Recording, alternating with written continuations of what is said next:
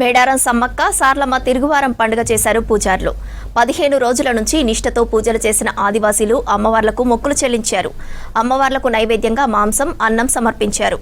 ఆదివాసీ సంస్కృతి సాంప్రదాయ పద్ధతిలో భక్తి శ్రద్ధలతో ఆలయాల్లో తిరుగువారం పండుగ ఘనంగా నిర్వహించారు పూజారులు.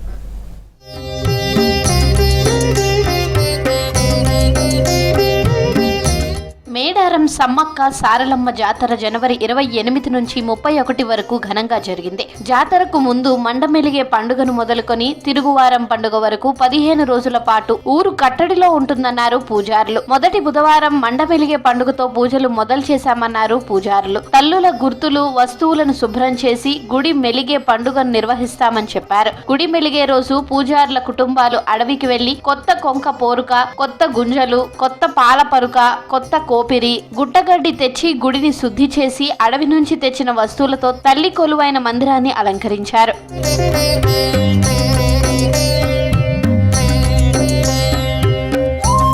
తిరుగువారం పండుగను పూజారులు అత్యంత నిష్ఠతో చేశారు. మేడారంలో సమ్మక్క గుడి, కన్నెపల్లిలో సారలమ్మ గుడి, కొండాయిలో గోవిందరాజు, పూనుగొండ్లలో పడిగిద్దరాజు ఆలయాల్లో ఉదయమే ఆడబిడ్డలందరూ కలిసి అలుక పూసి పూజించి రంగురంగుల ముగ్గులు వేశారు. ప్రధాన పూజారులు తల్లులు వస్తువులను శుద్ధి చేసి కొత్త ఎర్రటి వస్త్రంలో చుట్టి అటకపై భద్రపరిచారు. అక్కడ మేకను బలిచ్చి ఆ మాంసంతో పాటు అన్నంను తల్లులకు నైవేద్యంగా సమర్పించారు పూజారులు. తిరుగువారం అమ్మ వాళ్ళకి ప్రత్యేకంగా మా ఇంట్లో నుంచి పసుపు, కుంకుమ, చీర, సార నైవేద్యంగా పెట్టి ప్రత్యేకంగా పూజలు చేసి ఏదన్నా పొరపాట్లుంటే క్షమించండి అని అమ్మవార్లను వేడుకోవడం జరుగుతుందండి. యాటలు కోస్తాము, అలాగే కోళ్ళు పెడతాము అమ్మవార్లకి. కొబ్బరికాయ, బెల్లం, చీరలు, పసుపు, కుంకుమ, చీర, సార సమర్పించడం జరుగుతుందండి. తిరుగువారం అంటే జాతర అంత సంతోషంగా జరిగిందని తిరుగువారము అందరం కూడా కలిసి మేకపోతులు, పసుపు, కుంకుమ, గుడి శుభ్రం అన్నీ చేసుకొని అమ్మవారికి సమర్పిస్తాం.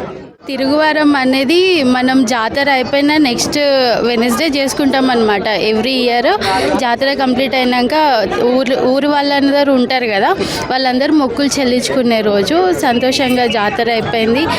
ఊరు వాళ్ళందరూ ఎంటికలు ఇచ్చేవాళ్ళు ఎంటికలు ఇస్తారు, మేకలు మొక్కే వాళ్ళు మేకలు మొక్కుతారు. తిరుగువారం పండుగ తర్వాత సమ్మక్క సారలమ్మ వస్తువులు భద్రంగానే ఉంటాయని చెబుతున్నారు పూజారులు. మళ్ళీ 2 ఏళ్ల వరకు వస్తువులు ఎవరూ ముట్టుకోకుండా ఆలయాలకు తాళాలు వేసి భద్రపరిచామన్నారు. మళ్లీ జాతరకు 15 రోజుల ముందు ఆ వస్తువులు తీసి శుద్ధి చేస్తామని చెప్తున్నారు.